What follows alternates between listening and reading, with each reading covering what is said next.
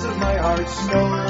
I bought myself a Piclomicron and some Bristol core.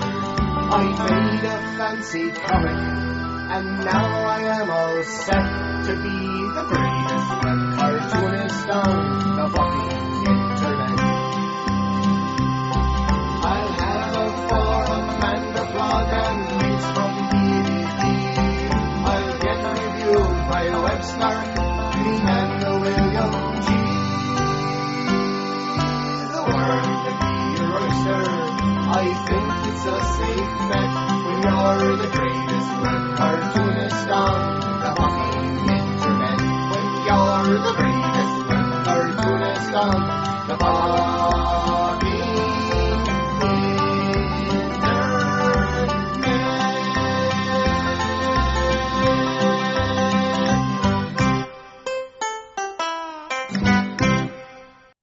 It literally will not show up. Hello. Hi. Oh, hello. Yeah. I'll fix the background. Give me a second. I swear I can do this. So, yeah.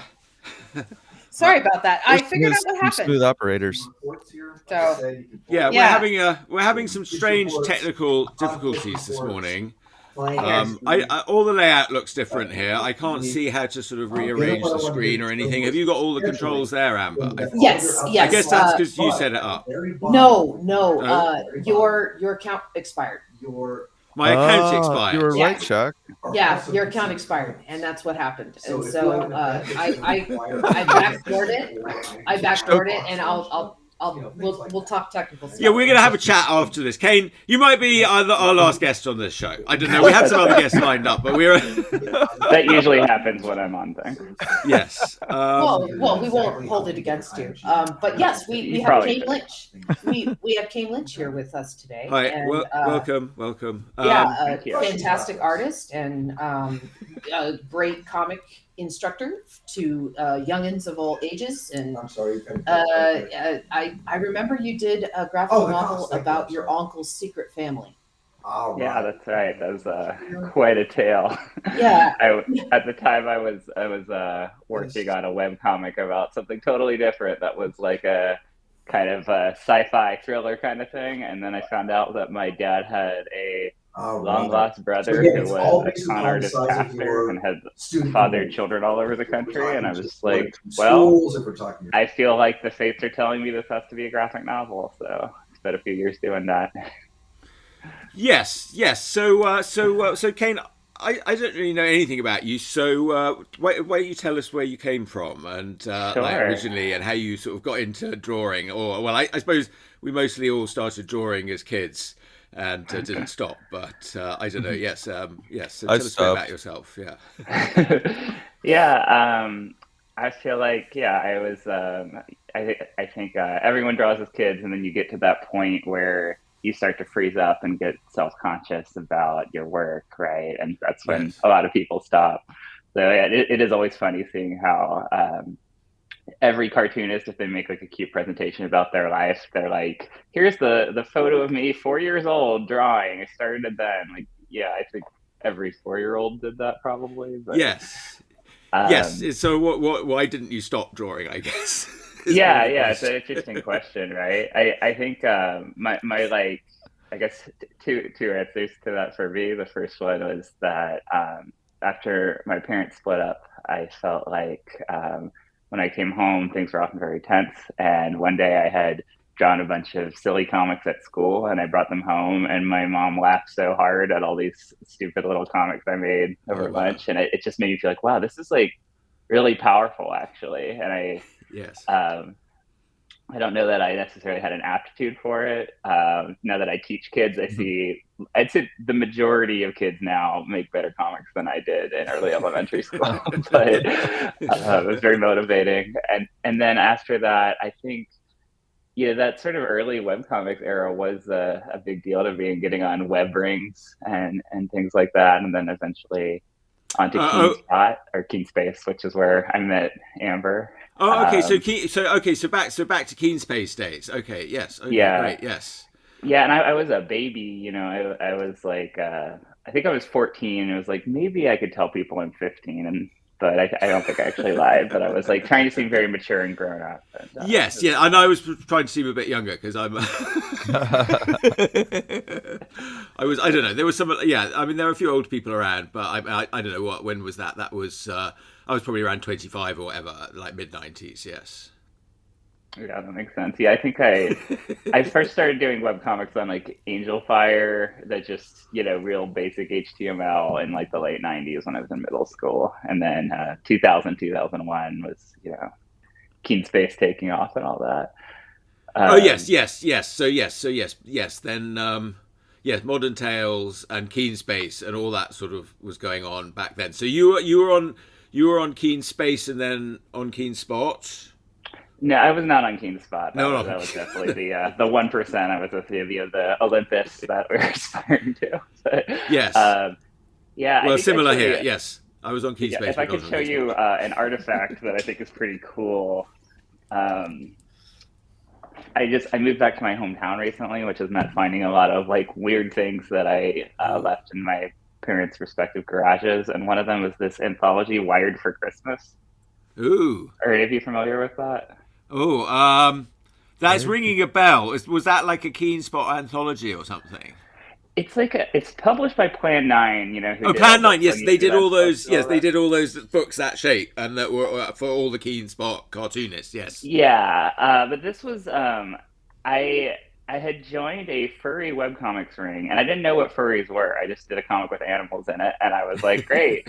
And they were kind of the main organizers of this, and it's like a Christmas themed webcomics anthology.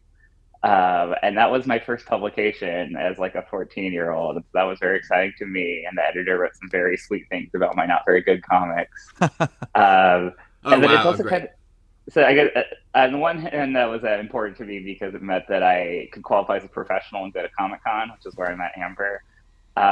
And looking back, what's kind of fascinating to me is there is almost no record of this book on the internet.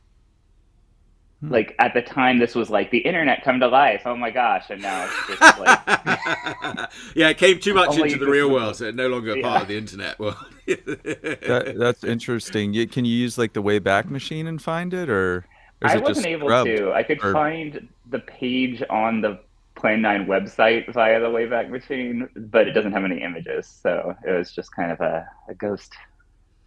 That's good. And so then you said you'd, I don't know if I'm skipping ahead a bit, but you said you'd worked sort of in educational comics. I did a lot of work for, language teaching books and things. That was sort of one of my first jobs that I had out of college, was working for this little book production company. And we made all these sort of language teaching books, and I would do like little illustrations. I first started off just sort of doing corrections for the, the illustrators that they were using. And then I, did more and more of that. And then, that's eventually what led me here, but kind of more in my editorial capacity is what brought me over here. And then I sort of went to a copy shop and, did that and just this, that, and the other, really, like always sort of drawing and other things in between. But yeah, I always did that work, when I went sort of full-time illustrating. It's an interesting world because I feel like one of the, how long ago was that? Before the pandemic, but kind of around then, 2019, 2020, I got a gig doing a bunch of education illustrations for a video series. And before I was a full-time cartoonist and had a regular job, the amount of money I was making was a lot more stable. And at this point, I was dead broke, and it kind of saved my butt. And the pitch that the video editor made to his bosses to get me on the project was, this would literally be cheaper than using stock imagery. Yeah, that's the only pitch we have now.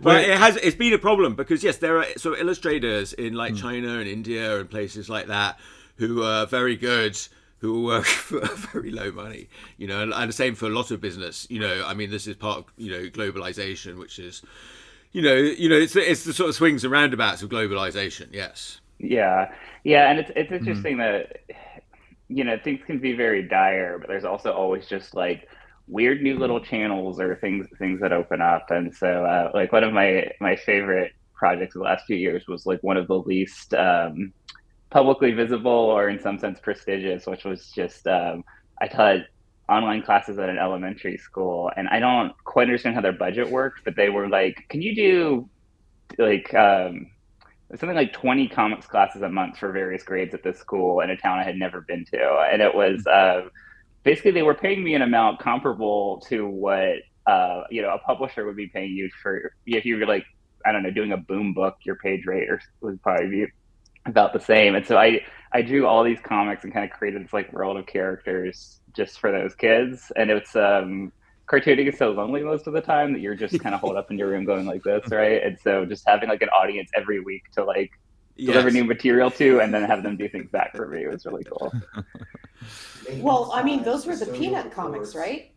Yeah. So I guess the other maybe thing worth mentioning in my biography is I went to the Center for Cartoon Studies in Vermont, and so when I was in school there, I started teaching the kids cartooning classes, which they do every month there. And it's a really interesting vibe because that is like a tiny town. It's like 2,000 people, and these kids, if you're a kid in that town and you want like a creative outlet, the cartoon school that has the kids cartoon class is like, it's amazing that it's there, but it's also kind of your only option. So if you're a kid who like, oh, I really want to code video games or do a Lego camp, like, well, you got cartoons. Yes. Oh, this is the cartoon school in Vermont. Yeah. Yes. Okay. Yes, I've heard. Can you tell us a bit more about that place? Because I've heard a little bit about it, but yes, I know people that have sort of been involved with it, but yes, nobody on the show I don't think told us anything about it. Okay. Yeah, it's a really interesting place. James Sturm founded it in I don't know, was that like 2006 or something? It's really small classes. My class was 20, which was big for CCS, and it's really just such a tiny town, and the cartoon school is one of the only things there, and so it's like a really interesting place where just like the whole culture is like based around that. So it's sort of designed to be a sort of destination and to grow over time, I suppose. It's sort of picked that's going to be the cartoon school place. Yes, I mean it already is. Yes. Yeah, it's sort of remoteness does give it a different quality. There's cartooning programs in San Francisco and Chicago, but it is just this kind of like funny frozen Shangri-La where like it's like a little small town. It's a cute little town, is it? Yeah, it's very charming little Vermont town. Ooh, okay. What was their emphasis? Was it on independent comics? Did they like cover a lot of American comics or European?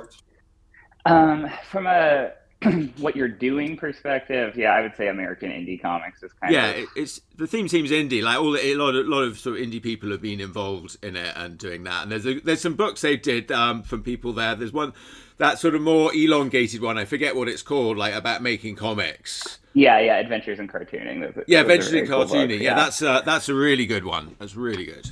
Yeah, and they've expanded to doing a lot of projects that are sort of have some kind of educational value or like outreaching to different communities. So like as an institution, they've done some pretty cool projects and sort of marshaling student talent in different ways. But I think that like, it was founded by people who were Gen X American indie comics folk, plus Steve Bissett, who's, kind of the earlier generation and more like the horror or experimental edge of mainstream, right? Yes. So, but well, I have a bit more affection. I'm a little more influenced by all that sort of stuff. Yeah. I did enjoy that combination where you have Jason Lutz like talking about the virtues of clear line art, and then Bissett showing you how to. He shows us how to use a kind of white marker that's intended for writing on the side of a cow. Like I guess it says you just need to label your cows, so they have a special kind of marker. You have to label cows. It does. Yeah. Sometimes you gotta label a cow. That's better than branding them, I guess. Okay. Can I digress? I've got to digress from labeling cows. So tell me about this marker. I was involved. I would have to look it up. I'll follow up with you about that. So the idea, I don't know, just having these different approaches was cool. And I think it's interesting with any sort of educational institution. It's going to be shaped by the values of the people who run it, right? But also as time's going on, more people are interested in webcomics, which is one of the things that I teach workshops in there now. but also in, Yes. I think they've realized that they need to talk more. I hope they realize they need to talk more about manga and sort of other comics traditions. A lot of the students, I think, are interested in maybe different comics than the founders of the school. So, I'm back on the West Coast now. I don't know what the culture is like there now, but it's interesting how those things are always kind of evolving. At MCAD, they snub their nose at manga, right? And I remember bringing into my mentor, Katsuhiro Otomo's Akira, and saying, this is manga. And she's like, well, if all manga was like this, then maybe I'd read it. Yeah, well, that's exactly it. Yes, you have to sort of learn to realize that not comics are really good. Yeah. So all Japanese will also be really good. Yeah, not all manga is the same. In fact, that's it's very incorrect to just say, all manga looks the same. That's actually very wrong. Yeah. But I just explicitly remember her saying, like, well, if all manga looked like this, maybe I'd read it. And it's like, are you kidding me? There's so many amazing stories. Yeah, there's so many amazing manga. I mean, it's just ridiculous. Yes, I mean, but some of them are very silly. I mean, I admit, and if you read all the manga, like the country that produces the most comics. So, most of them are going to be terrible, but there's a lot of good ones. Sorry, what was that, Amber? Oh, they have comics about baseball. And it's just, they have comics about cooking and tennis. And we have in England we have comics about soccer. Roy of the Rovers was sort of very popular kids comic. Yeah. And he was playing soccer all through the 50s, 60s, 70s, and 80s, and he's probably still going now. I bet you they probably, yeah. I'd be interested in his adventures over the years. Roy the Rovers probably had. I never really read it, but he probably had some good adventures over the years. So I have a question for Kane. Okay, are you ever going to finish Glick Glidewell? So Glick Glidewell was the webcomic I did on Team Space when I was 14 years old. But I guess if I could tell you another circuitous story. Once I graduated from CCS, which was in 2016, in 2017 I moved to Portland, and I was sort of Portland, Oregon, and I was sort of trying to, figure out what my space in comics could be. I finished that graphic novel about my con artist uncle, which I had serialized as a webcomic. And then I was looking for what to do next. And I started to think, because I do these kids classes and kids will often say, like, where can we read your comics? And I'd be like, oh, well, you can't. They're for grown-ups. And they're like, is it like dirty? I'm like, no. It's about adults having sad adult emotions. It's probably not what you're looking for. But my art style is pretty cute and goofy, and I was doing these comics about my cat Peanut for my workshops and stuff. So I wanted to kind of come up with some YA comics pitches. And so the first thing I did was I worked with a friend on a pitch that was based on Glick Glidewell, the comic I did when I was a wee one. And I think we did a good job of updating it. And like, I was more of a nerd as a teen, and my friend Jim Kettner was like more of a punk. And we made the story like basically my two dorky kids befriend these punk kids, and they build a time machine together. And we were pretty excited about it. We got an agent based on that. And then that particular project didn't sell, but I learned a lot about the process of kind of pitching books and how that industry works. Like, immediately, one of the things that my agent, his name is Alex Weiss, and she's very amazing. One of the things that she said was like, you got to decide, is this YA or middle grade? And I was like, I don't know what that means.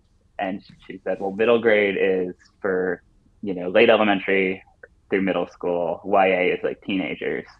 Your story, all the characters are teenagers. And I was like, yeah, I made it up when I was a teenager. But she said that basically you generally would want a book for teens to have smooches in it, and a book for younger kids to have younger kids as main characters. So we had to like really sort of like refine the project based on those kind of silly things.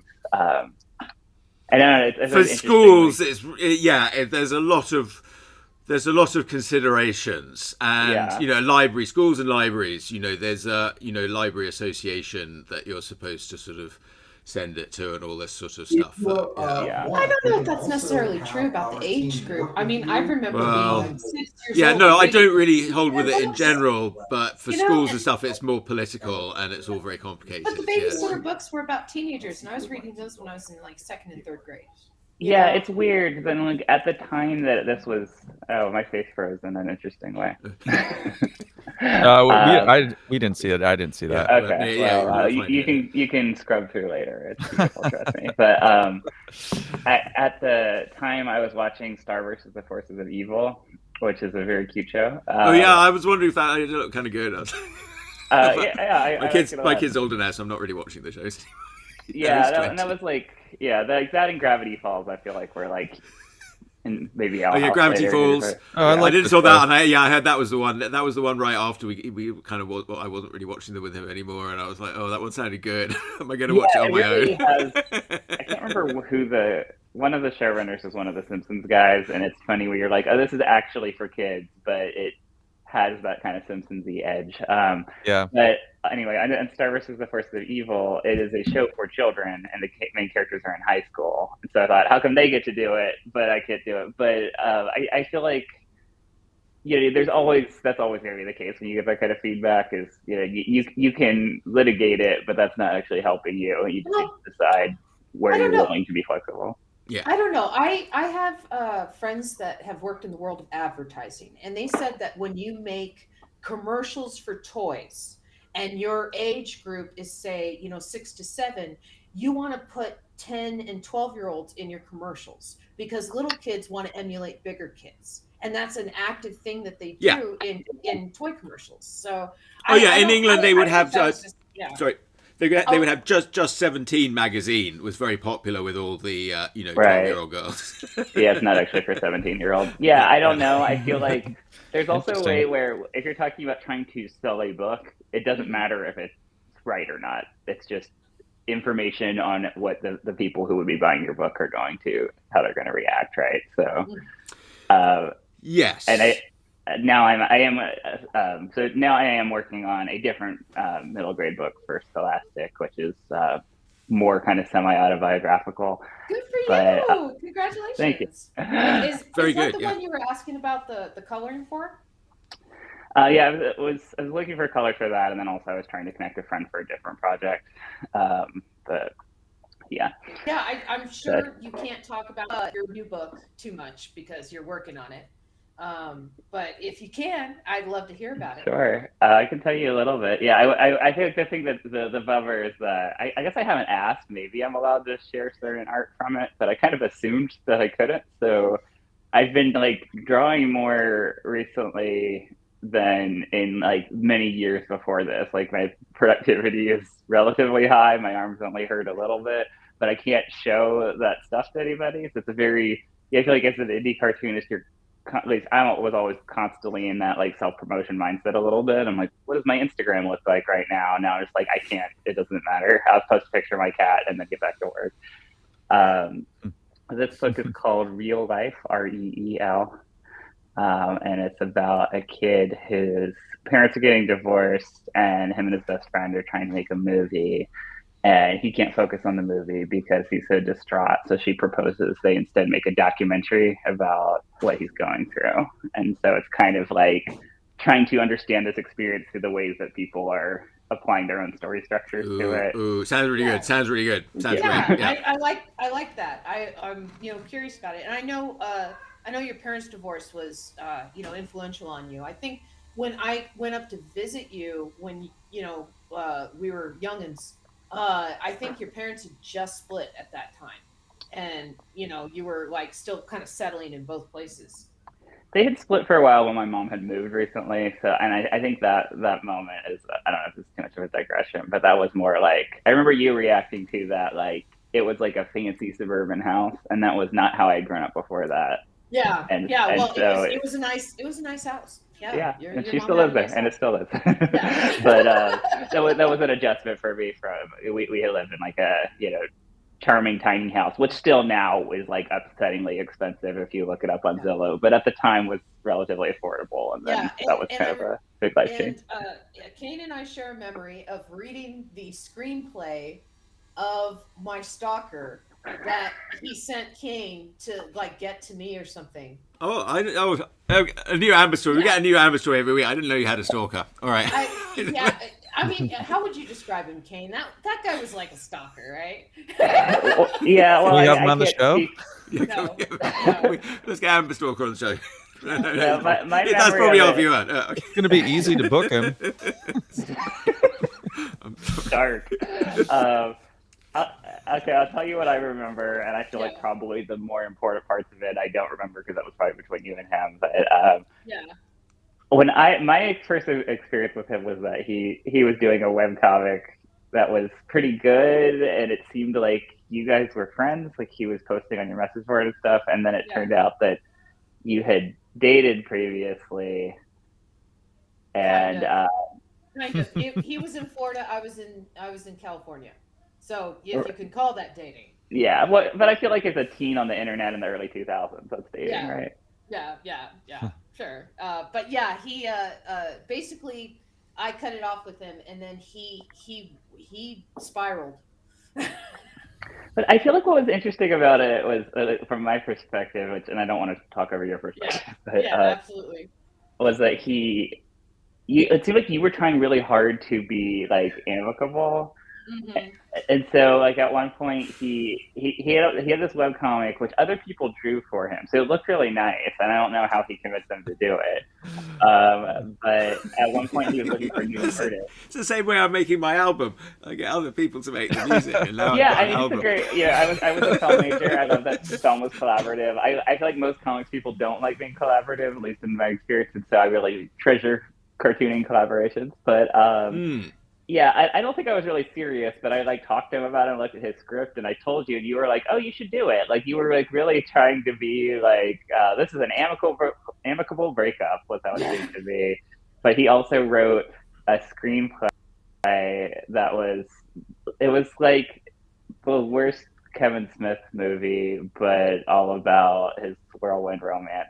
And there's like the token black guy that was like smoking weed who was the friend that had all the sage wisdom and stuff to the main character, and they rapped together. They was like showing that they were good friends. So and my friend Sean, who came up with me to visit Kane, read all of this guy's lines like a British high. I don't know. He gave it a British accent. So you would have lines like, "What is up, yo?" That's very offensive, you know. I just remember that of "What is up, yo?" When have British people ever done to anybody? That's not tough. I've heard some pretty bad British accents in my time. Living in this country, you hear some pretty awful British accents.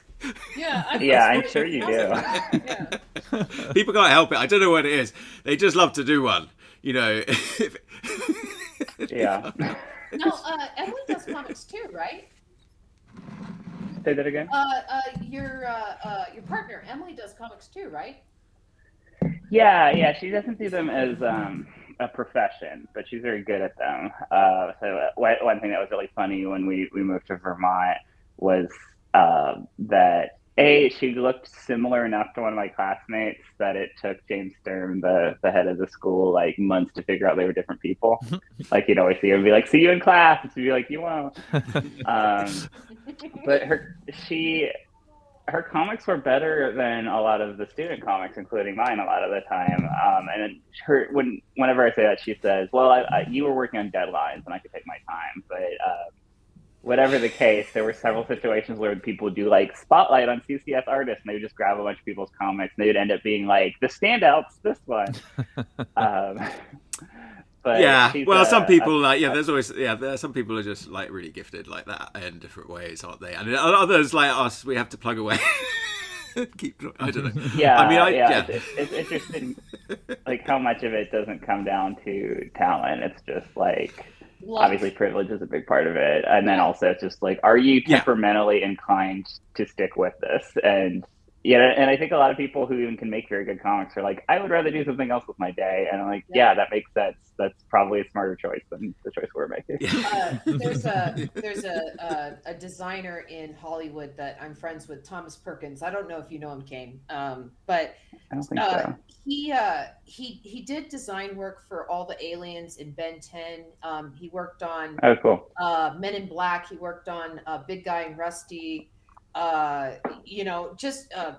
Extreme Ghostbusters. He just has this long assortment of The cartoons. Ben 10 aliens were good. I'll admit that. And again, he's responsible for the design.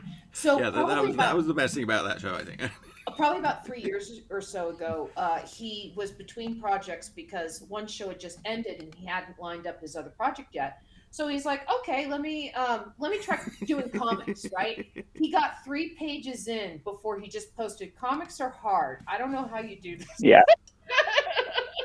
Because for him, for doing design work, he'd do the front, the side, the back, and then he'd never have to worry about that design again.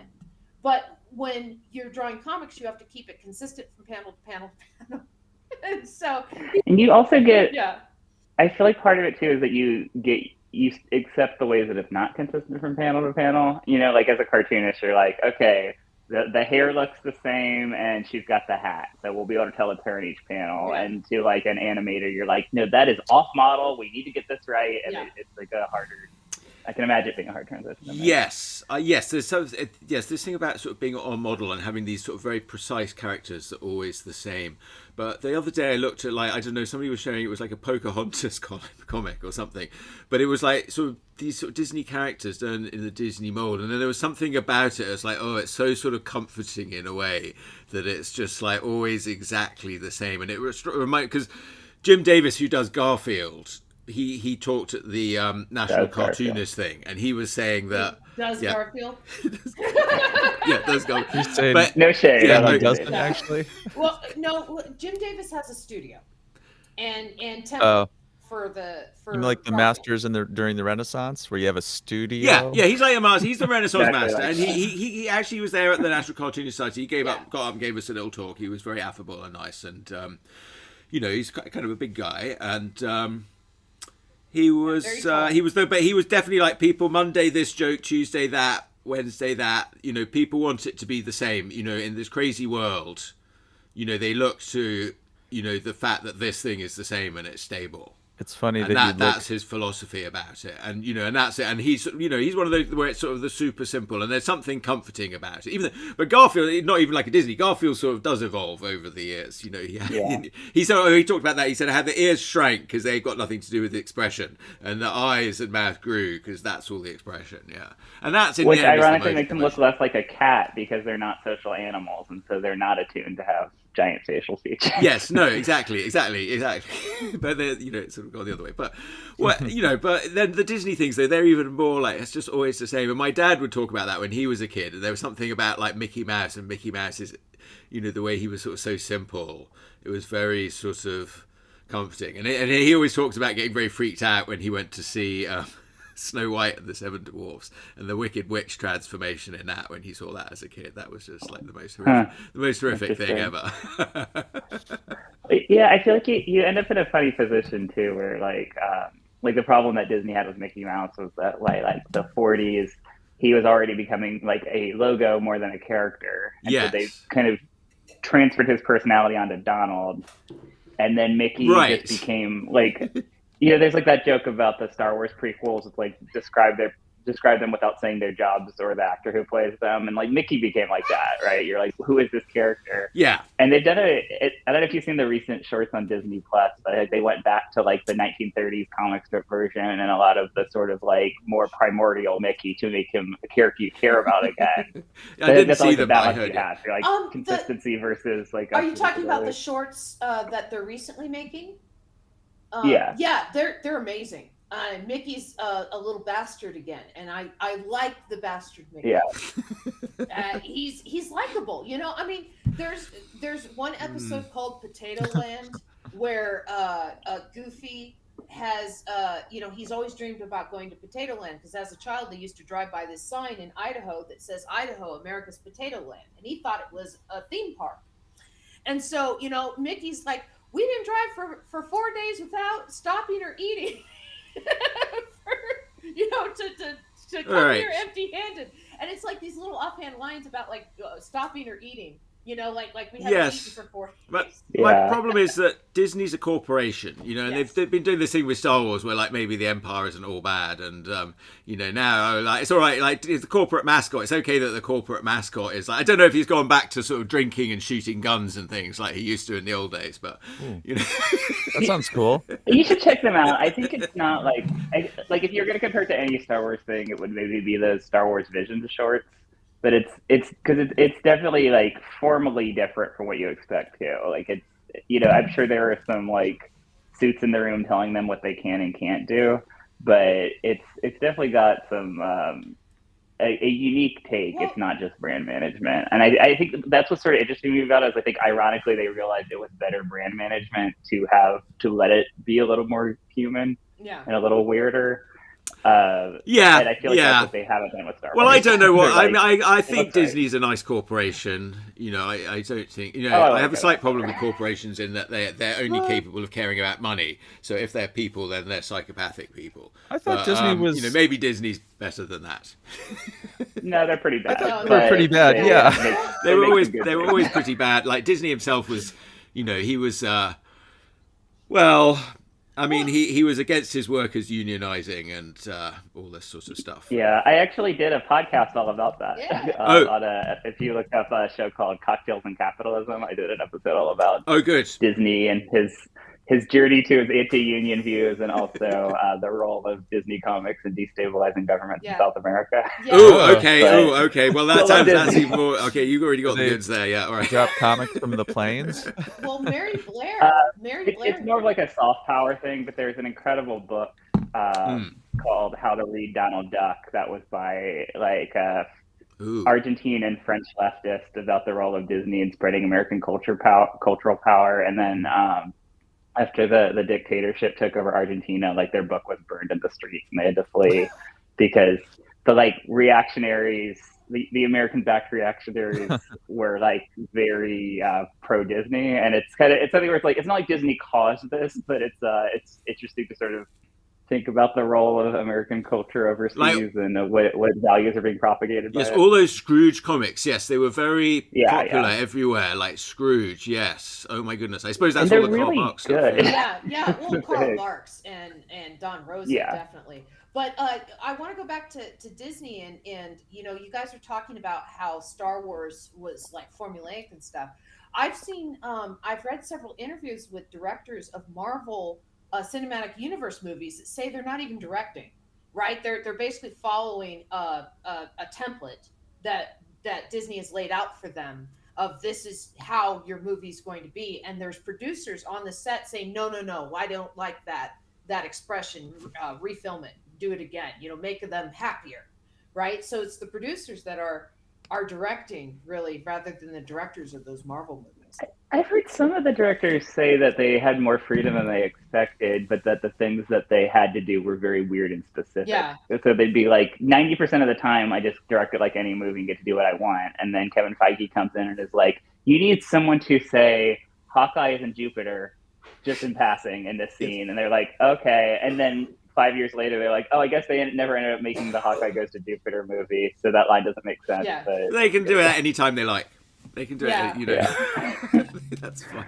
But wait, you brought up something though. No, this stuff about Scrooge, I tied in with something you said early on, like really about the power of comics and the power of the image. You know, the power that have you made your mum laugh? You know, with that image and or your comics, and you know, yes, that like, and I think about seeing Scrooge in these sort of places like around the world where, there you go, and there he'd be like this sort of very powerful. Like, you know, there is something powerful. Like comics are about imagination, and imagination is power. I've sort of been thinking about this a lot lately, and like how, you know, law and money. You know, money is sort of like false art. it's sort of pretending to be art. All these things in their words, they're like made by non-artists in order. I mean, we need them in our society, I suppose, but you know, they're a sort of corruption of art, and they're in a way to sort of steal the power of imagination from artists, and we don't get any of it. You know, we're like, you know, if you're not a lawyer, you know, you can't stop someone stealing your art. You know, if you're you know, if you haven't got money, you know, you're not going to get any from making art. You know.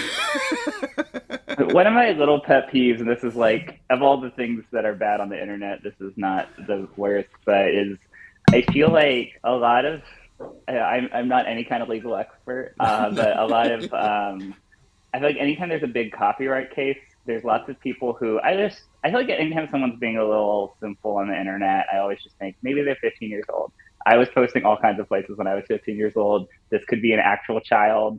Let's be nice. But people will always try to explain the way that the copyright law makes sense. They're like, no, see, it's copyrighted for Sherlock Holmes to show these emotions because those were only from these stories. And everybody knows that. Like, no, that's a bizarre legal argument that the Doyle estate made to try to get Netflix to settle and throw them $1 million, which is like their prerogative. But it's like, it's all like corporations being shady back and forth to each other and screwing us all in the process. Well, it's not like, oh, I see. Oh, no, yes. we have Okay, to so figure they're out saying, about oh, the Sherlock Holmes only did that in the Warner Brothers Sherlock Holmes, so whatever, you know. And so you, Yeah, like you, that you, particular you case, parody that, you're parodying a movie. But then, but parody, you can get away with a lot, so.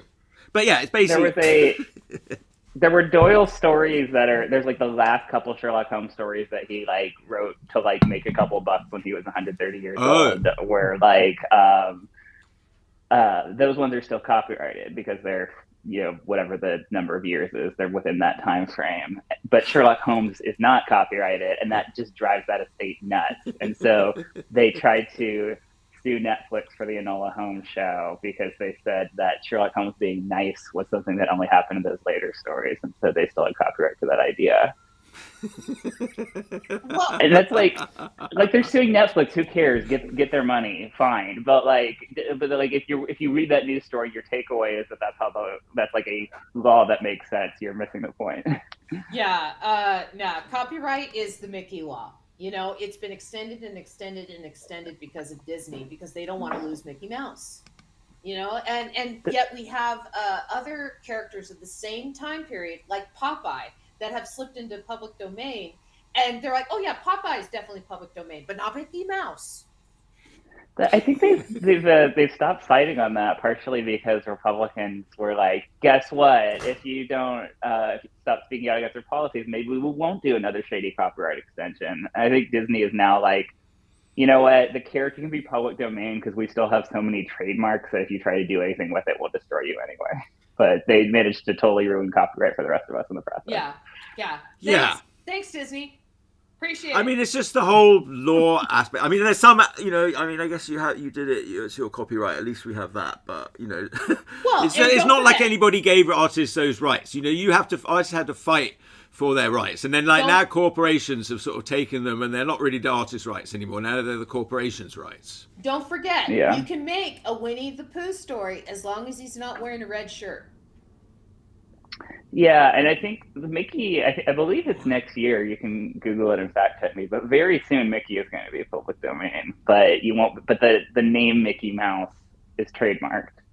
Yeah, Mickey Mouse is a trademark name. Yes, so. I think you could have the character appear inside your story, but not be advertised on the cover. I'm not sure. Yeah. Like, you would have to hire your own lawyer. They don't even know anymore. Their whole trademark system is a total disaster at this point. And the whole it's all pretend. Who has the most money? God, that's sad. Lucky us. I feel like, I don't know how interesting this is to other people, but I just feel like we have to touch on it. That when Amber was talking about visiting me when we were teenagers, I just want to take a moment to appreciate that that is 2001, and we knew each other from the internet. Aww. And that was a very intense thing for people to be doing at the time. Mm-hmm. That era where everyone on the internet was evil and scary, and that I had to convince my family to let this strange web penis into the house. Yeah, the strange web person. And then I showed up with my friend, and I was probably like the least intimidating person. Yeah, he immediately won my whole family over. But it's funny to remember the way the internet was perceived back then, where if I was like, these are some kids from my school, I'd be like, sure, whatever, but like, these are some kids from the internet, and then they're dangerous characters. So that's in the 90s, like the perception of the internet is it's just like criminals and thieves. I think I drove up in 98, 99, somewhere in there. No, this was like because I graduated in 2001. And so it was when I was still in high school. I think this was 2001. Okay, it might have been the summer I graduated then. You know, like just before 9/11. Lucky us. Wait, so this is Florida to Vermont? Where's the start? No. This is No, sorry, we're both in California. Southern California to Slow to The San Central Luis Coast. Obispo, so not too far. Like Central California, Southern to Central. Yeah. So that's where you were, where you grew up in San Luis Obispo area. Yeah. Oh. Yeah, and I just moved back because my partner Emily is a librarian, and she's now a children's librarian here. Oh wow! Oh well, that sounds like a very nice lifestyle, I must say. Yes. It's pretty nice. Yeah. Librarians are like they'll get you. They're quiet. And they know where all the facts are. They know the books you've been checking out. They do a lot of. I feel like it's kind of like one funny way that the fields are similar is that like people outside of it are always like, oh, is that a thing still? And you're like, yeah, no, it's actually like libraries are like better than ever if you haven't been to one and since you were a kid. Like there's so much, like even in a small town library like this, libraries are amazing. All the programs they have, story times, computer labs, they got 3D printers. It's just, anything that you can think of. They're almost like maker spaces now with books. Yeah, it's funny how they the perception and the reality are so different, and that people spend so much money on like random crappy Amazon services so they could probably get free at their local library. Yeah. I've been thinking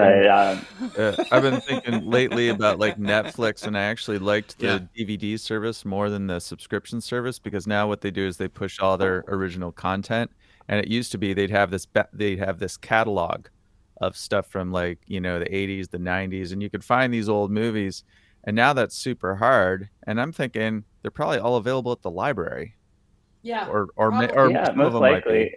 Well, and a lot of libraries do interlibrary loans too. So like, I went on some like weird old cartoon deep dives during the pandemic. So that was when I got really into the Disney stuff, which I like. Before that, I was like, I know I'm supposed to think Karl Barks is a big deal, but I've never really gotten into this. And I definitely got Karl Barks pilled and Floyd Gottfriedson pilled, etc. But I also I wanted to read the Dick Tracy comic strip, and IDW had put out these beautiful books of them.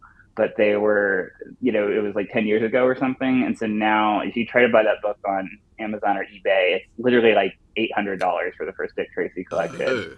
But I got it from the library for free, and they didn't have it. It had to be mailed from somewhere in the Midwest to Oregon, where we lived at the time.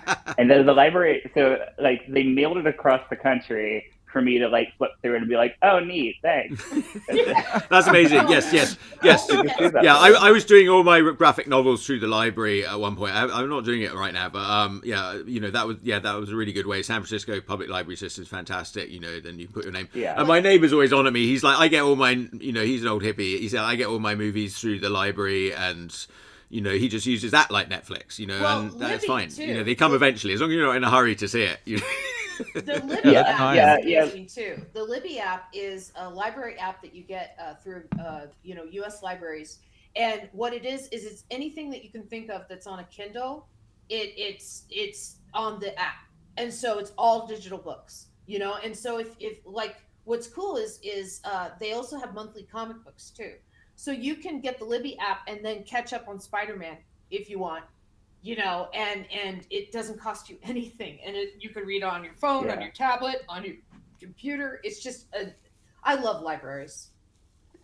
Yeah, definitely. I love Libby, and there's also an app called Hoopla that is has even more comics, and that one is like credit based. Like your library will pay for like every patron gets a certain number of credits, and they have like all of the classic Marvel, DC, and also Fantagraphics or what have you. So it's really cool. And Canopy is the streaming service that's free for libraries. So not every library has every one of these things, but it is just like, okay. I didn't know they have so much amazing stuff. Very good. Well, yes, support your libraries, especially if you're in the Central Coast area. I haven't been to any of the San Francisco libraries for forever. My kid, when she was little, we went and she had a card, but I haven't been back there for a long time. I should probably check them out again. Get a card. Go to the library. I do have a. If you have like a bad day and you want to like go shopping, like I feel like it's tempting to like go to like a bookstore and just buy like 5 nice books, make yourself feel better, and then later you're like, I blew $100 because I was worried about a utility bill. What was I thinking? So you can do that at the library. You didn't actually spend any money, so it's perfect. That's funny. I'm like, if buying books only worked, if that worked for me, it'd be great. I guess we're different people then. Yeah, no, I don't know what works for me. Maybe playing music or something like that. Yeah, Marie Kondo thinks that you should only have about 30 books in your house, but she says Westerners, we're a bit more in love with books, Americans, so we can have 100, and that would be fine. But she thinks any more than that is pointless. But but then Freakonomics says that the more books you have in your house, the better your children will do in school, and that's more important than whether you take them to the library every week or whatever. I feel like my kind of like salty opinion is that like I feel like it's worth asking yourself, like, do you like books because you like reading, or do you like books because you like feeling like someone who likes reading? And there's nothing wrong with the latter, really. Like if you basically have books as in your house as decoration, that's fine. And I have a giant pile of unread books next to my bed, or what have you. But I feel like when people have a lot of hostility toward ebooks or whatever, I was just thinking like, well, do you like it? Do you like the content, or do you like the object? Yeah. And if book arts are beautiful, there's nothing wrong with liking the object, but I don't think that's like no, they're beautiful magical objects. Superior. Yes, they're physical things in the real world. Like Alan Moore says, it's like a more superior technology because it exists in the real world. So yeah, well, then I mean, you get the issue like with this, right? Yeah, there you have it. A digital it thing escaped that the internet. Only... The internet gave birth to that. And it formed into a corporeal form.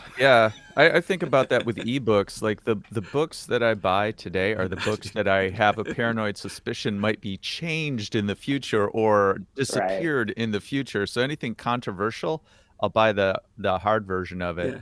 But also the internet, that book teaches the internet doesn't care about it anymore. Once it's formed into a corporeal form and the internet wants to, it says, all right, off you go. We don't care anymore. Aston Martin says, a friend at a bookstore went into the whole issue of display books with me one day. It was really shocking, yet made so much sense. What? Oh, yeah. There's an issue with display books? What? Yeah, they're... Like how they're... Go ahead. Well, basically as an aesthetic to your apartment. Rather than reading like the books that I read. Like your coffee table book. Okay. Here's my coffee table book. Well, I will always love that in Seinfeld. All right. Coffee table book on coffee tables. That was the death of the coffee table. Like, I think that's fine. Like anything that like it's a wonderful hobby to just collect beautiful books. But I feel like if someone's like, hey, I have a small apartment, I'd rather read this on Kindle or get it from the library. The reaction to that is like, you're like the bad guys in Fahrenheit 451. No. And it's like, yeah, but the people in Fahrenheit 451 were memorizing books. They were memorizing the content and they're collecting pretty things. Yeah.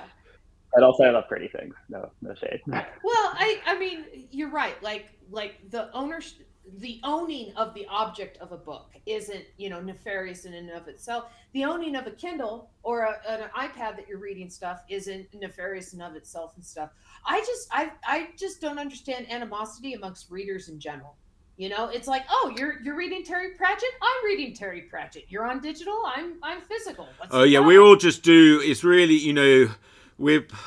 I think we're quite, we're affected by the people around us, the culture. I mean, we choose the culture that we're going to become a part of, but, it's sort of, well, this is a big issue of our times, I think. Yes, your sort of individuality versus your group membership.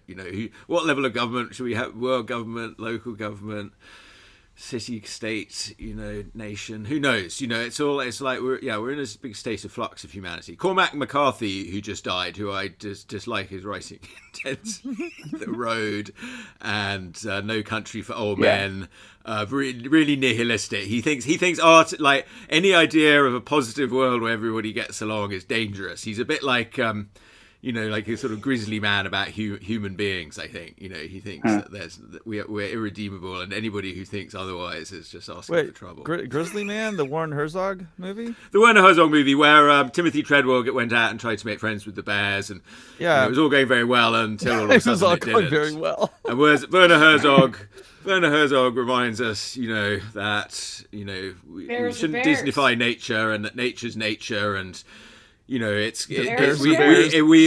put ourselves at risk you know, if we don't recognize that psychopathic nature of nature. One of the things that's funny to me now is that I feel like the internet really pushes everyone to have these like, extremely strident opinions. And so one of those is I feel like there's like constantly a debate in like speculative fiction, especially about like, do stories need to be like life affirming and positive, or do they need to be like messed up and like gaze into the cruelty of humanity? And that's why not both? Yeah, hopefully both. Yes. Well, yeah, I feel like there's a group of people who think that like who are like those other guys. The internet has poisoned their brains. Now they want everything to be cute and soft. Like, if you want everything to be like dark and intense, the internet has also poisoned your brain. Like, both of these things are fine. Just enjoy some cool stuff. Yes. Duality. Yes, we don't. I think we don't sort of accept the duality of nature enough, and we're like always looking at the extremes and not really realizing somewhere in the middle. There's a sort of happy ground. Hopefully, I don't know. That's sort of my philosophy. So, we exist in that foam, the chaos. Like, we're the whole planet, the whole Earth, all of us. We're at this sort of crazy sort of foamy edge where it's not too hot, we're not too cold, it's not too big, and not too small, and that's it. And then it's on that edge where everything is. So, speaking of cool things to look at and stuff, did you want to show us any of your art? Oh yeah. I don't know how to, but I could try. We love putting people on the spot. You can share your screen if you have artwork on your computer that you wanted to show. Or how do I share my screen? So at the very bottom, you'll see like a mute button, the little camera button, and next to it is like an arrow on a monitor. That's sharing your screen. I don't have that. You don't have that at the bottom? Okay. No. Uh-oh. Maybe I can send you something and you can share. This might be part of the new non-paid version of the software. Yeah. Yeah, it's I figured out what happened, like I said, and we'll go over it later. I think I did see an email the other day about subscription expiring, but I thought I had updated the info. But all right, I'm going to, and if this is too much of a pain, we don't have to do it. But I'm going to put in our private messenger chat. I'm sending you a link to a Google slide so you can share that if you. Yeah, and we can share that. Yeah, I got hi on that one. Oh, you're talking about in the Facebook chat. Yeah. Okay. Yeah. Okay. I got that. All right, there we go. Amber's got like a wall of screens in front of her, so it's I do. It's true. Are you like that Onion article? I feel like I like reference it too much. People are like, yeah, we know. Oh, I'm Chaos. You're the one I'm Chaos. I got 3 screens, so yeah. Wow. Okay, so she's also doing 2 other shows while she does this one as well. That's fair. I would if I could. It says it should be sharing soon. Come on. Why aren't you sharing? Are you sharing? Oh, wait, I'll turn you on here. Hang on. Here we go. Oh, wait, no, I got it. Okay, there we go. Wait, I just turned it off again then. Yeah, you just turned it off. Yeah. Okay, there we go. All right, let me try and fix the screen a little bit. Sorry about that. Yeah, can you go full screen on those? Yeah, I can. Yeah. So. And then if you go view, I think slideshow is the first option. Okay. That's cool. At the top bar. That's cool how you kind of have this composite of like real, like photographic background and. Thank you. It's got Hi, I'm Kane Lynch. I'm a cartoonist and educator. Oh. It's not showing up for us. It just says loading. Yeah, we just see loading right now. Do you see it? I see it. Strange. Maybe exit out again. I wonder if it's. I like how you did my voice though. I'm trying to get out. There it is. Okay. Okay. Well, that's there. Well, yeah. It doesn't want to show us the whole thing. Can you guys see it? Yeah. Yeah. Well, we can see it, but it's sort of inset in the window. But yeah, I think it's not showing us your whole screen. That's the problem. Okay.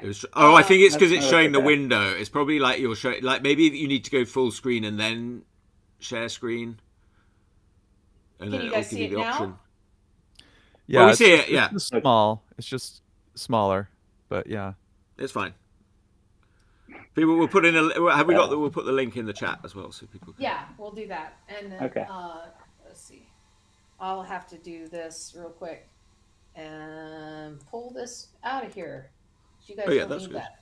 That's good. Let's see. Save link as. No, I don't need that. Copy link. Copy So, Kane, link are you address. inking and coloring digitally? Yeah, these days I am. I really love using a brush, and for a long time that's all I did, or use brush pens with it. But I love that swoopy sable line, and then watercolor and Sumi ink. But it's just so much faster for a product that basically looks indistinguishable. That if you wanted to, you obviously some digital work is very clean and crisp and doesn't look hand drawn at all. But I feel like the aesthetic that I'm going for, I can kind of accomplish either way, but it takes a third of the amount of time doing it digitally. So when I do like a short comic for the nib or something like that, when I was, the nib just shuttered. So I just did my last of course, one, but, you're I want to say that you're in the last issue of the nib, right? I am. Yeah. Do I have it nearby? Right. Yeah, I think I do. So you killed the nib. Well done. I did. I killed a few publications in my time. Yeah, I think this is on at your local comic shop right now. It's the future issue of the nib, where I have a comic about. Where is it? I should have marked it or something. But, about Star Trek and like reckoning with living in a dystopia versus stories of utopia. Yay! So, yeah. Oh, that sounds good. Oh, yes. All right, I'll have to check that out. Yes. Yeah, whenever I have so that one, that Star Trek was 4 Kane's panels. one of the people that I usually add. Yeah. I'm like, hey, Star Trek. For that comic, I did like giant panels with a Sumi brush, because I just like the sort of like wiggly line you get with that, and doing it really big meant I could use a big brush and kind of have some big bold strokes. So I feel like in my perfect world, that's how I draw all the time, but that's just not practical to do a 200-page book. So now I'm working digital. Yes, doing a whole book. I don't know. I've never worked on like a commissioned graphic novel like that. I did some like these search and find books that were pretty crazy amount of work, but yeah. So you're writing it and drawing it and doing a 200-page book. Yes. Yeah, so how long have you got to do that? Right now, my deadline is early next year. Okay. And it has been, it's been a long process, which is pretty interesting. Where I did one of the comics I did for the nib was about my parents' divorce and the first people each of them dated after they split up.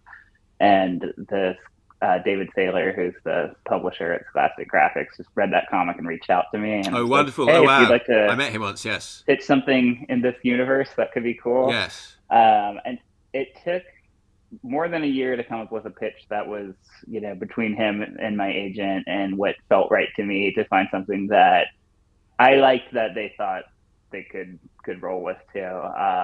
And I think what we came up with was better than what I would have done on my own. It was kind of a story I had tried to crack for a long time, and I think that process really got me there. But so they reached out to me right at the start of the pandemic, and then made an offer in November 2021, and then we officially started almost exactly a year ago, and then they approved my rough version a couple months ago. So now I'm actually drawing the final art. Yay! There's a funny way where it didn't feel like I had actually started until like a few weeks ago, but there's also a way where like, well, I wrote the whole darn thing. Oh, thank you so much, Aston. Yeah, I just thought I'd put up that comment from Aston Martin. That's from my Twitch channel. And so awesome. So wow, comics have kind of taken over your life.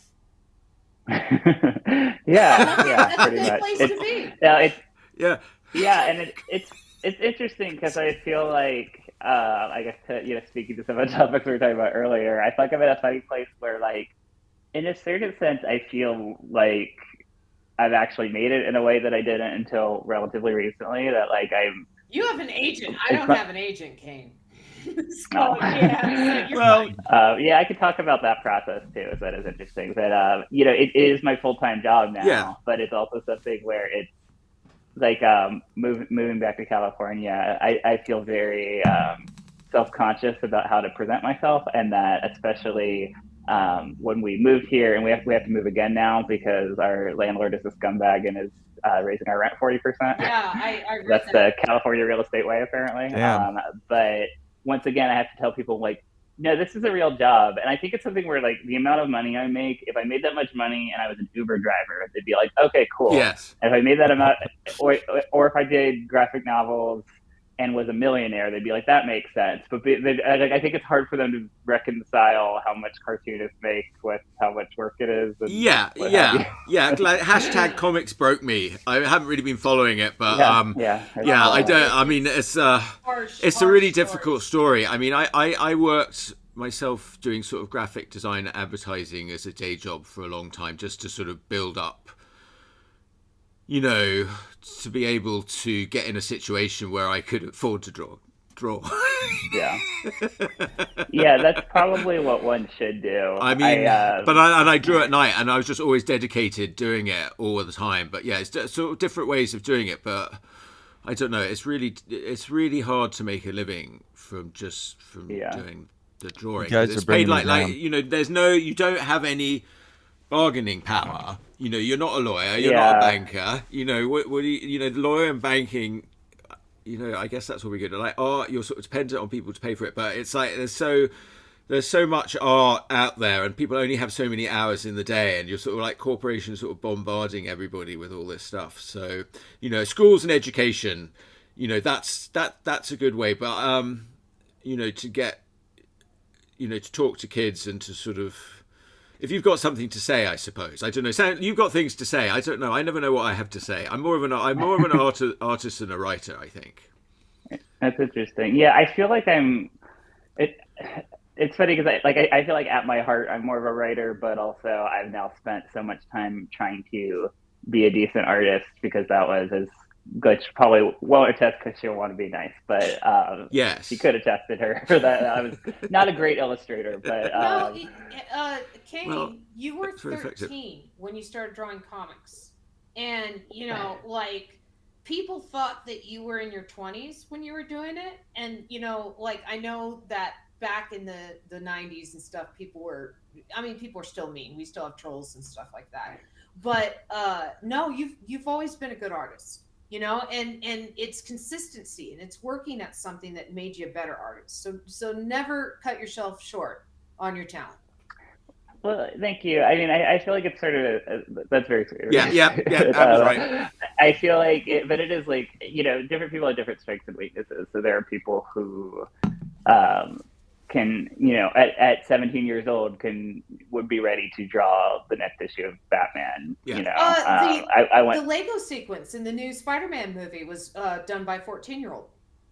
That's incredible. And and kids, if you want to do that, yes, I heard Jim Lee talking. He said he was like an athlete. He saw the athletes out training on the field, and he said, I have to be like them. I have to train really hard and like put all this discipline. So he put in all that discipline, and he learned how to draw like that. And you know, now he damn well draws like that. So, you know, it's like, it was a bit like having the clarity of what you want to do. Well, Jim Lee wanted to be, Jim Lee's parents wanted him to be a doctor. And so he was in medical school when he got his first job with Marvel. And he quit medical school to become an artist. Wow. Yeah, and so I mean, he did it like he angered his family, and you know, there's a lot of stress there and stuff. And so I think there was a lot of pressure on him to be very successful at what he was doing because he was literally giving up a well-paying career for it. Yeah, like some sort of pressure effect. But I mean, it's more having a sort of, you know, like the focus and the will, and having a sort of clarity of vision, which most people don't have at that young age.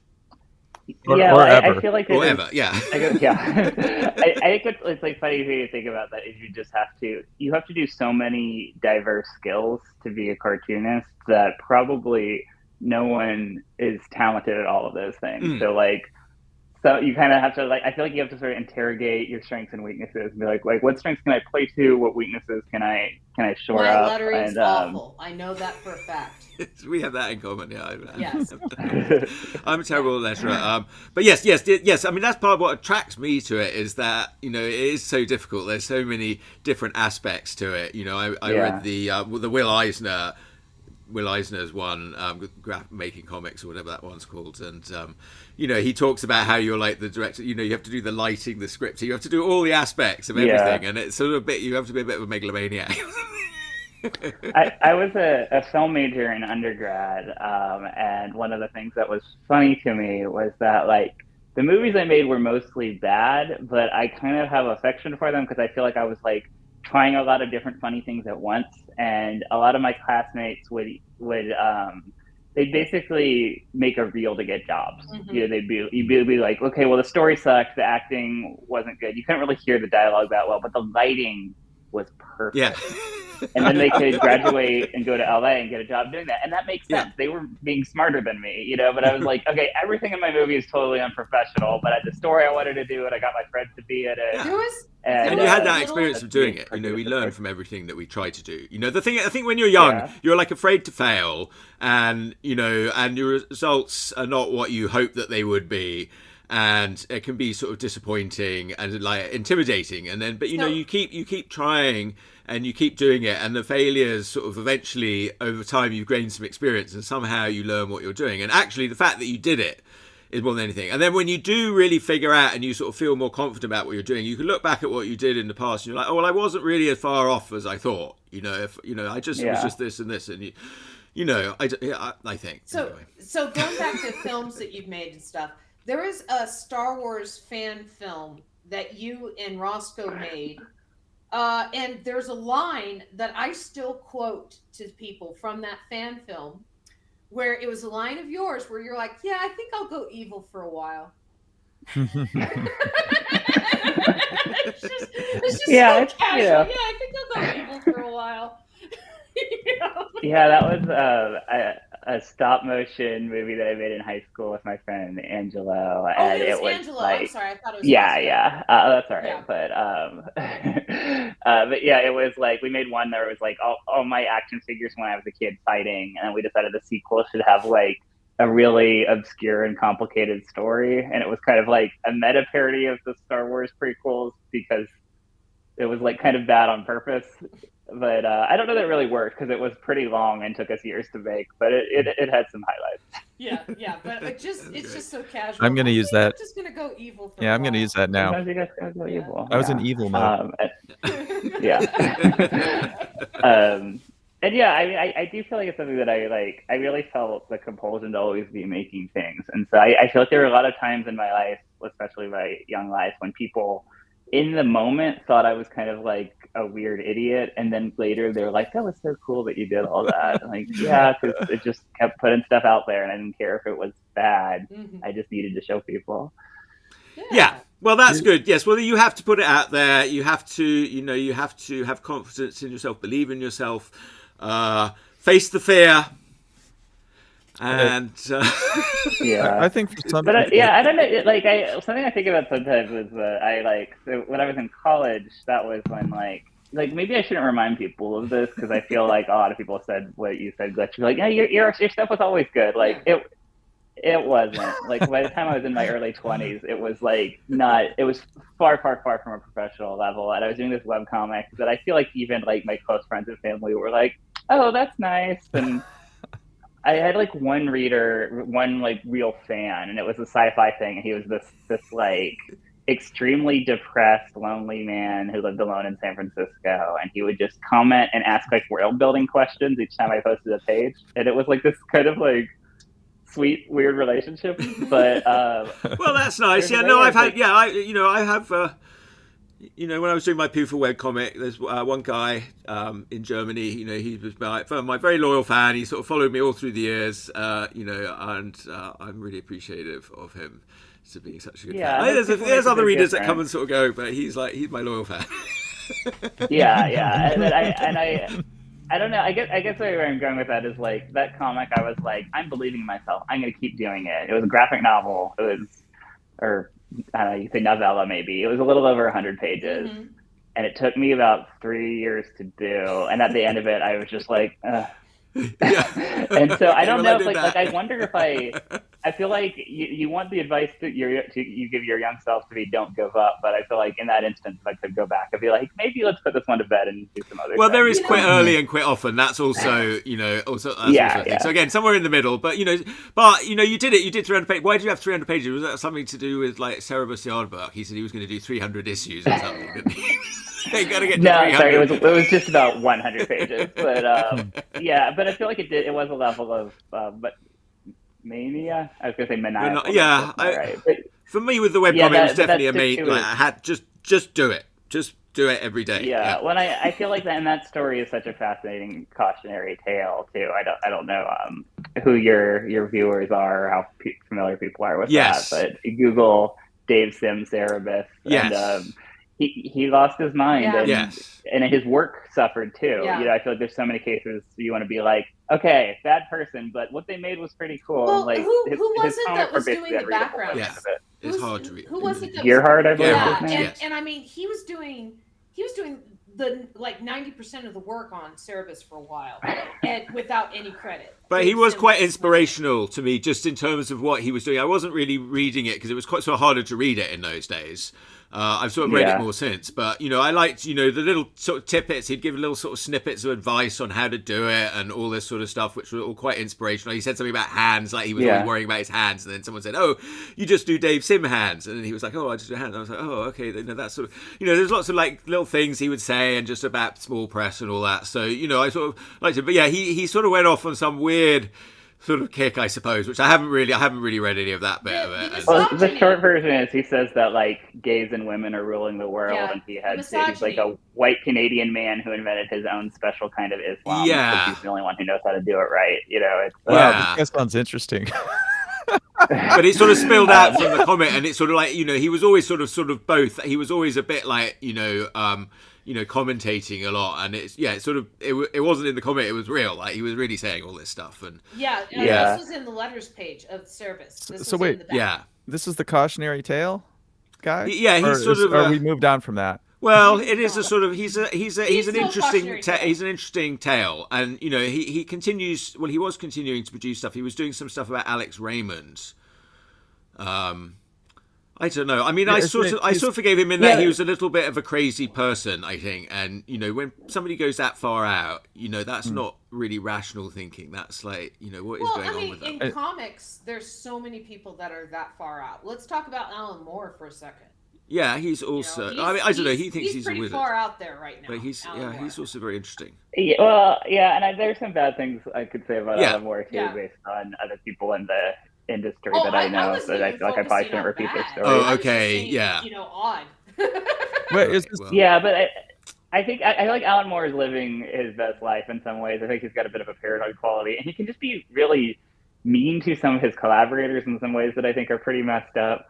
But he's not at that level, but it definitely is something where like I would hesitate to compare the two of them, but I do feel like there's a lot of you're by yourself doing your weird thing all the time, and especially if you're drawing, because Alan Moore's just writing, right? And like if you're just at that drawing board by yourself doing your little pictures, it's so much work, and I think it can kind of break you, and people have to be really careful about that.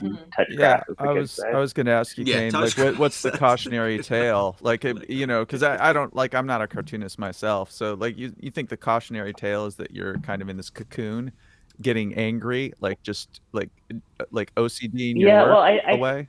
I think you just lose touch with like art is a communications medium, right? It has to be something that like your personality and your subjectivity are important. If you don't have those, you're making something completely generic. You're drawing that on model Mickey Mouse over and over again, right?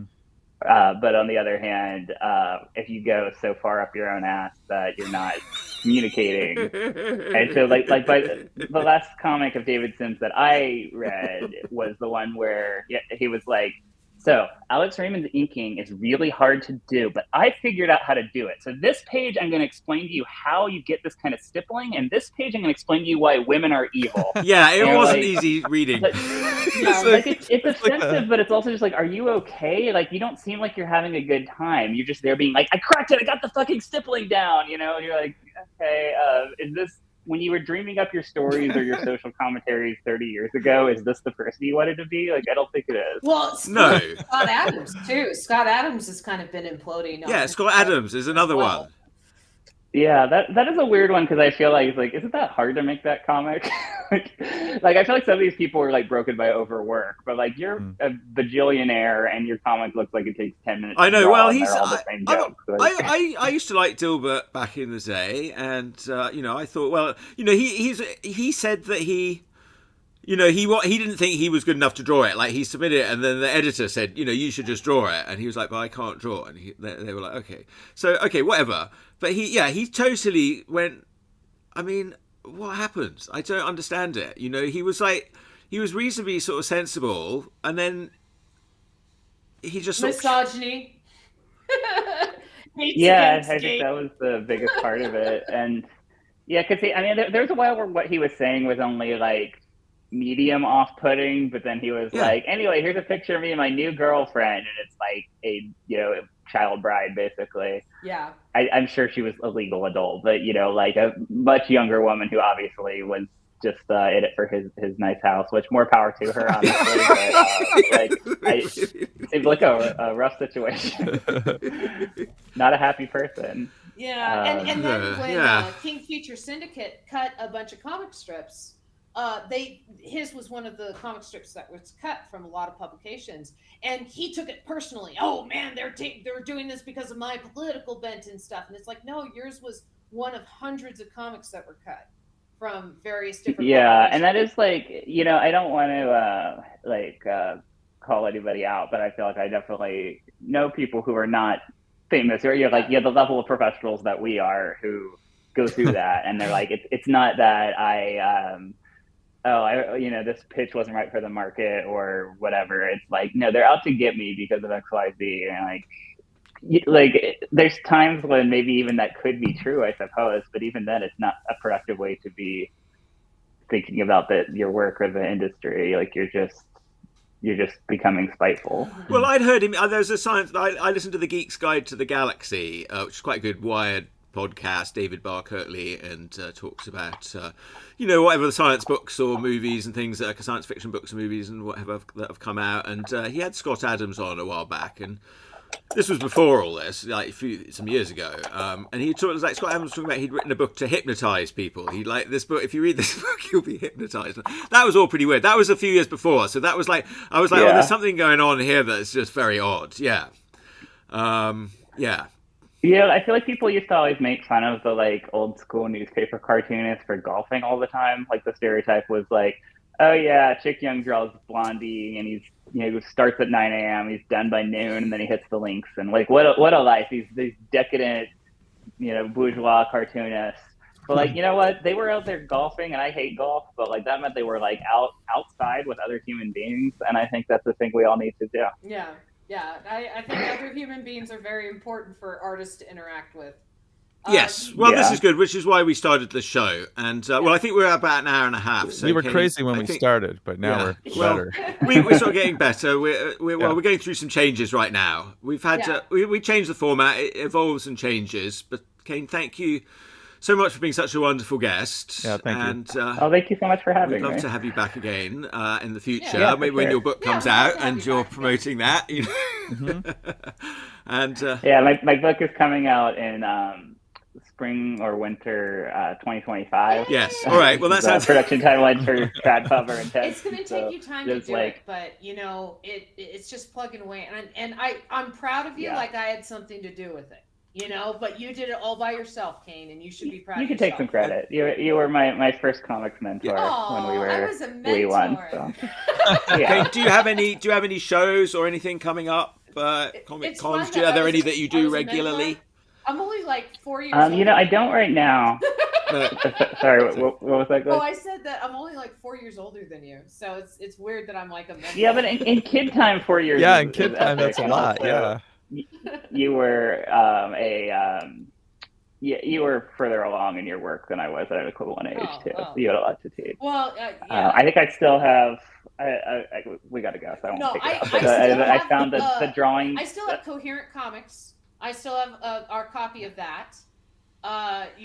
Oh yeah, I do have that right. This was a zine that we made for Comic-Con in 2001. Oh, 2001. Oh, that's nice. Oh, I wonder if I have that somewhere. Yes. Okay. I was there. That's when I met Amber as well. Maybe I met you back then too. I don't remember. Yeah. That's a wild thought if we met 22 years ago. But that's comics for you. Yeah, and what's interesting is when we put that book out, we were sitting next to Michael Chabon at the San Diego Comic-Con. And so one day, I was like 5 minutes late, from open. And so I'm walking up and there's this long line that I'm walking by. And I realized it's because people were waiting in line to get Michael Chabon to sign Cavalier and Clay that had just come out. Oh, yeah.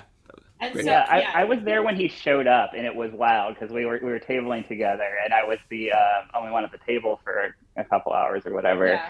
And I'm just sitting there, and he sits next to me. He's like setting up these books, and I was just like, "Did you write that?" Like, I'm 14, but I've heard of this book. Yeah. And then see people figure that out. I feel like he must have been doing some kind of like method thing, like he wanted to know what it was like to table at a Comic-Con, because I feel like that's not a normal thing for someone like that to do, to just have an artist alley table. Yeah. But no, I don't, to answer your question, I don't have any shows coming up right now. I might do SF Zine Fest, but I haven't actually. Have you put in your application? I believe that today might be the last day you can put in an application. I think June 15th. I think you're right. So maybe when I get off this call. Yes, I just did mine. I'm hopefully going to do it, although I've got a million other things going on. But hopefully that sounds like a lot of fun. I don't know if I can have anything new done. So I got to think about it. But then it's since before the pandemic. So. But yeah, I just show some old stuff. I don't know, Yeah, they wouldn't know. Do I have chat? Can I post things in the chat? I don't know how that works. Yeah, there's a private chat in the bottom. There should be. And the group chat you should be able to enter into too. Probably it's all right. Well, I can spell things, but if you want to see more of my work, my website is canelynch.com, which is KANELYNCH. LYNCH.com. My internet handle on most things is Kane Icarus Lynch, KANEICARUS LYNCH, because the video game Kane and Lynch messed up my life. So yeah, all right. Well, Icarus isn't too bad. Is that actually your name, or is that just a moniker? No, it's my actual middle initial, but I wanted to punch it up a little bit. Yes, that's good. So too close to the sun. Yeah, and I feel like that's what being a cartoonist is constantly flying. You're putting on those wax wings and flapping, and right now I'm a little bit, but I'm keeping the flapping going. So. Yeah, we got the wax wings. Yeah, it's all right. Yeah, and I don't know how to swim either, so. and then but the sun is so hot. I gotta get to see what's going on up there. Here, I'll type my. Okay, you got it. And then let me see if you have a second. Let me see if I can give you an easy link to the Cocktails and Capitalism that I was on. Okay, I got the other chat open too. So. Cool. Yeah. So. All right, I'm going to play the theme tune. All right. Well, thank you so much. This was so much fun, and I'd love to come back if you have me back. Amber, oh, yes. It's been years since we've talked face to face, so this was so lovely. Yeah. Well, we'll hang around. We'll have a word after. But here's the theme tune. All right. Okay. Here's a theme song for Chuck Wheelan's showy. He asked me to write one, but I stole from David Bowie. Here's a theme song. Chuck Wheelan is the best. We have lots of hosts, but we're running out of gas. Will you be our guest on? Will you be our guest on? Be on the Chuck Wheelan Show. Whoa, whoa, whoa, whoa, whoa, whoa, whoa, whoa, whoa, whoa. If you're gonna have a show, you gotta